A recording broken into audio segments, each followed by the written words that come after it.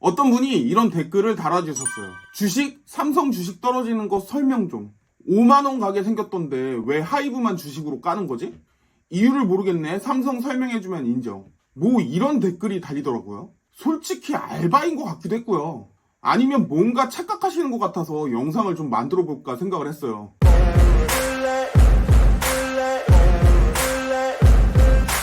제가 저번 영상에서 하이브가 주식이 떨어져서 하이브를 욕한다고 생각하시는 분이 있는 것 같은데요. 전혀 아니에요. 주식의 가격은 올라갈 수도 있고 내려갈 수도 있어요. 다만 하이브 주식은 아무리 가격이 내려가도 살 생각이 없다 이렇게 말씀드린 건요. 주식의 가격이 내려가서가 아니라요. 하이브에서 보여주는 행동이 아무리 생각해도 도덕성이랑 거리가 좀 멀어 보여서요. 도덕성이랑 거리가 먼 거랑 주식 투자랑 무슨 상관인데 이렇게 이야기하시는 분들도 있을 거예요. 그래서 간단하게 이야기를 좀 해보면요. 주식의 가격이 올라간다고 해도요. 사실은 회사만 이득을 보고 주주들은 이득을 보지 못하는 경우가 생각보다는 굉장히 많아요.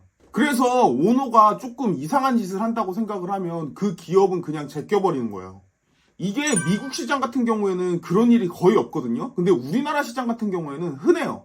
근데 이런 일이 일어난다고 해도 개인이 대기업을 상대로 싸우기는 힘든 일이거든요. 일단 싸워서 얻는 이득보다 들어가는 시간이랑 돈이 더 많다면 싸워봐야 무슨 의미가 있겠어요. 남는 게 하나도 없죠. 그냥 주식을 산 내가 잘못이라고 생각하고 손 털고서 다른 거 사는 게 낫겠죠. 어떤 분들은 또 그러실 거예요. 중규모 이상의 회사에서 어떻게 그런 일을 하겠냐고요. 아니요. 중규모가 아니라요. 대기업에서도 이상한 짓을 정말 많이 하는 게 우리나라 주식시장이에요. 사례가 하도 많다 보니까 다 소개할 수는 없을 것 같고요.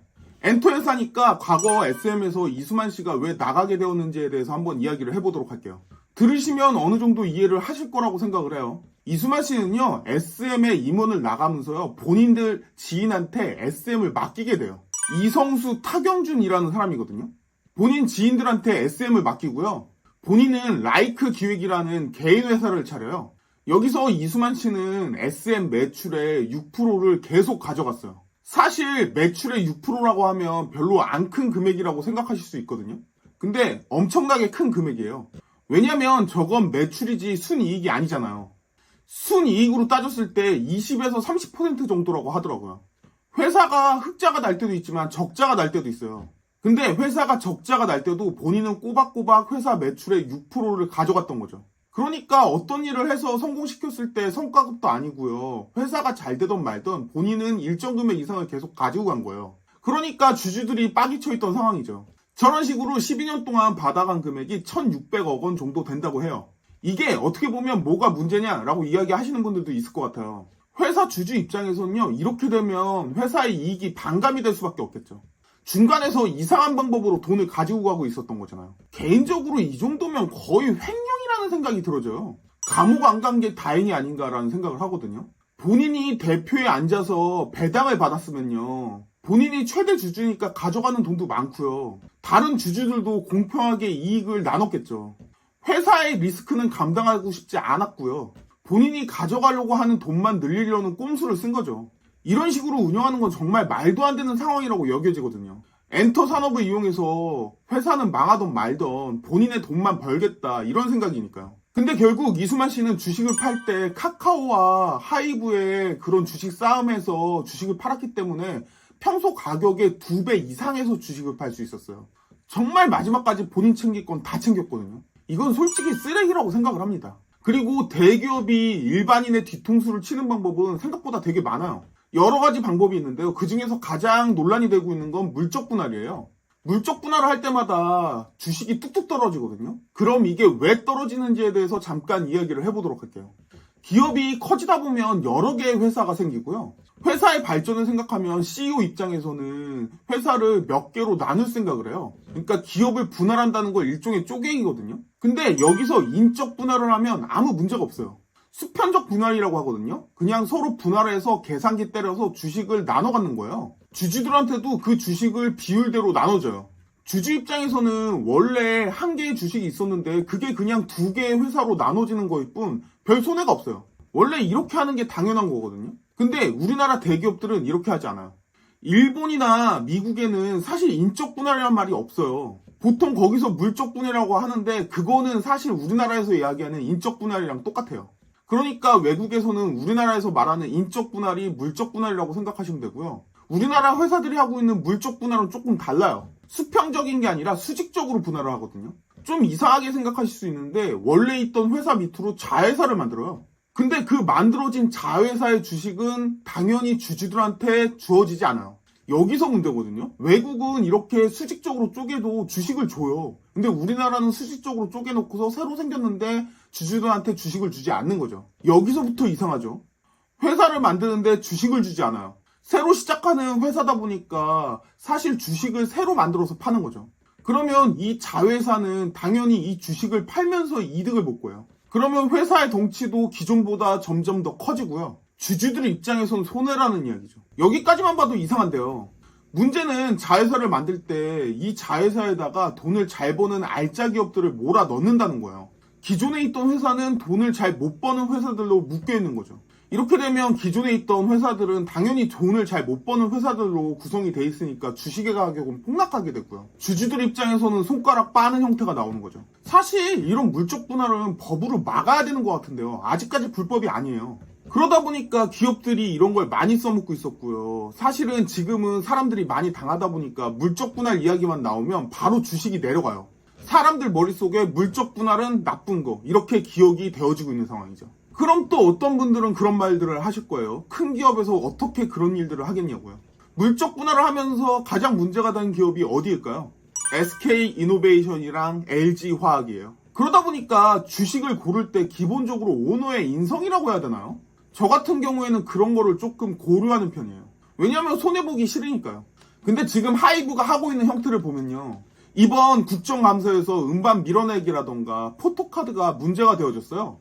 혹시 이상한 말씀 하시는 분들이 있을 것 같아서 국회에서 나왔던 말 들려드릴게요. 한번 들어보세요. 두 번째로는 그 팬사인회 랜덤 포토카드 판매 등 사행성을 조장하는 마케팅도 문제가 되고 있습니다. 팬사인회에 당첨되기 위해서 500만 원 이상의 앨범을 구매하기도 하고 한편은 1,500만 원의 빚을 진 사례도 있다고 합니다. 아이돌은 아이돌대로 팬사인회 출연을 강요받아 피로가 누적되기도 한다고 하는데 리버스 최준원 증인도 나와 계시죠? 오늘 하이브 대표가 나오지 않았기 때문에 대신 답변하십시오. 정상적이라고 보십니까? 마이크 들고 얘기하세요. 네.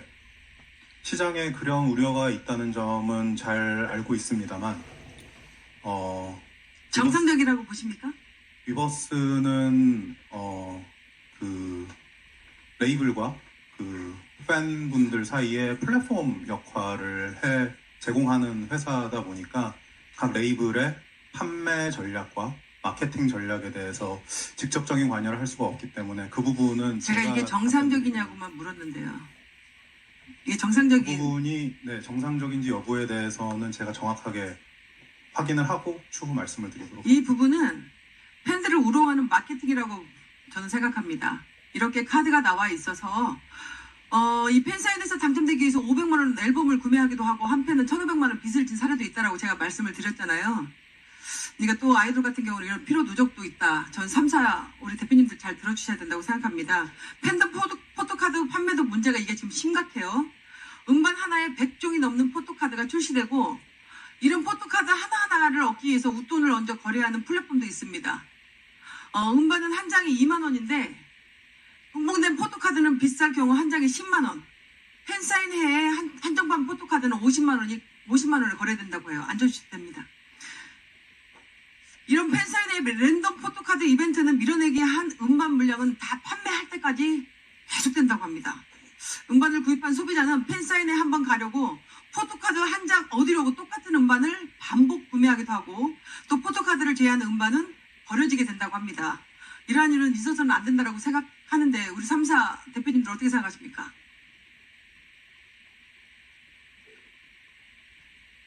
먼저 답변 우리 정욱 대표님부터.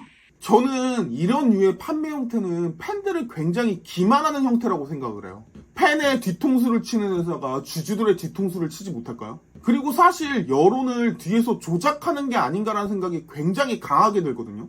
이미 하이브 쪽에서 댓글 알바 쓰고 있는 것 같다는 이야기가 여기저기서 들려나오고 있고요.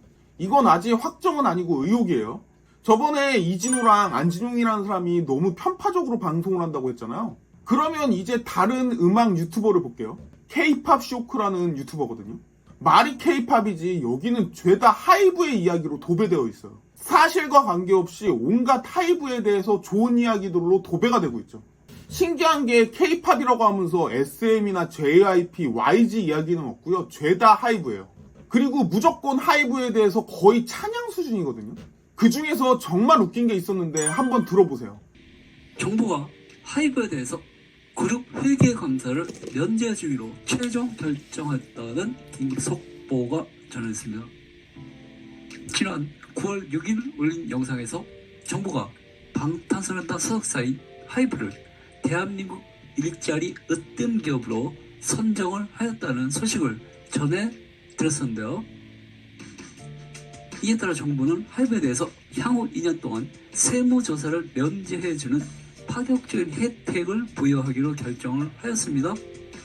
정부는 세무조사 면제뿐만 아니라 하이브에 대해서 200여 개에 달하는 각종 행정, 재정, 금융 특혜를 부여하기로 결정을 하였었는데요. 10월 9일 증권선물위원회는 하이브에 대해서 향후 2년 동안 연결 내부 회계 관리 제도를 면제해주기로 결정하였다고 공식 발표하였습니다. 이에 따라 하이브는 지주회사인 하이브와 자회사들의 재무제표를 통합관리해서 외부 감사를 받아야 하는 그룹 회계 감사를 향후 2년 동안 면제받게 된 것이라고 합니다.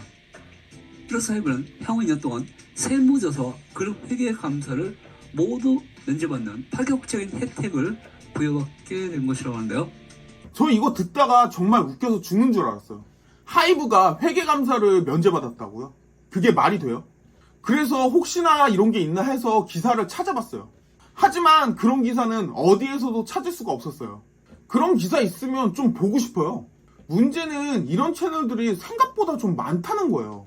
들어가 보면 K-팝 뉴스라고 하지만 하이브를 무슨 종교 따르듯이 얘기를 해요. 거의 찬양 수준이거든요. 너무 깜짝 놀랐어요. 아니 K-팝이 그런 거 아니냐라고 말씀하실지 모르겠지만 SM이나 YG나 이런 건 없잖아요. JYP 같은 건. 왜 하이브만 저런 게 있죠? 열심히 일했지만 주식이 떨어진 기업을 저는 욕하고 싶지는 않아요. 다만 뒤에서 이상한 짓 하면서 뒤통수만 치려고 하는 기업처럼 느껴지니까 사실 좋게 안 보는 거예요. 그리고 기업 입장에서 개인 투자자를 손해보게 만드는 방법은 정말 많아요. 그러다 보니까 하이브의 주식은 어느 정도 내려간다고 해도 사고 싶지 않은 거죠. 그리고 이런 와중에 이런 기사가 떴어요. 뉴진스 기획안 표절, 하이브 내부 제보, 미니진 녹취록 공개. 이게 맞다고 하면요, 이 내용은 가히 충격적이에요. 내부자가 직접 자료를 건넸다는 이야기거든요. 사실 아일릿은 그냥 봐도 뉴진스랑 너무 똑같았거든요. 그게 적당히 비슷하다가 아니라 정말 똑같았어요. 저는 K-팝 보면서 같은 회사에서 이렇게 똑같이 나오는 걸 본 기억이 없거든요. 이 정도면 하이브는 거의 입을 뗄 때마다 거짓말하는 수준이거든요. CCTV는 없어졌다. 신문기자한테 전화해서 사실 예상보다 못했다. 아일릿 표절했다. 그리고 수많은 연예부 기자들의 무지성 하이브 찬양 영상들이요. 다른 회사는 없어요. 원래 하이브 영상을 이렇게 여러 개 만들 생각이 없었거든요. 다만 이게 찾다 보니까 하이브 하는 짓이 너무 짜증나는 거예요. 아니 하셔도 좀 적당히 하셔야죠. 하이브는 사람들을 바보로 보나봐요 지금. 아무리 찾아봐도 미니진 씨한테 유리하게 이야기를 하는 연예부 기자들은 찾기가 힘들고요. 경제 쪽 뉴스를 보면 죄다 하이브 욕하고 있어요. 그러는 와중에 하이브에서 주장하는 증거는 단 한 개도 나오지 않아요. 누가 봐도 하이브 측 주장을 해줄 만한 증거가 단 한 개도 등장을 하지 않는 거죠. 뭐 나왔다 하면 계속 옛날에 나왔던 그 카톡 내용이에요. 지겹지도 않아요 진짜. 똑같은 거 또 내고 똑같은 거 또 내고 이러고 있잖아 하이브 지금. 계속 배신이란 단어 쓰면서 여론전만 펼칠 뿐이죠. 감정에 호소하고 있잖아요 지금. 증거를 가지고 오셔야죠. 뒤에서 그렇게 여론전하지 마시고요. 포토카드 만들어서 팬들 등쳐먹어요. 미니진과의 법적 싸움에서는 계속 불리한 증거들만 나와요. 그 와중에 코인이랑 게임에 투자한 건 다 말아먹었고요. 이 정도면 진짜 하이브 주식을 사는 게 이상한 사람 아닐까요? 남의 뒤통수를 치는 기업을 어떻게 믿고서 주식을 사겠어요?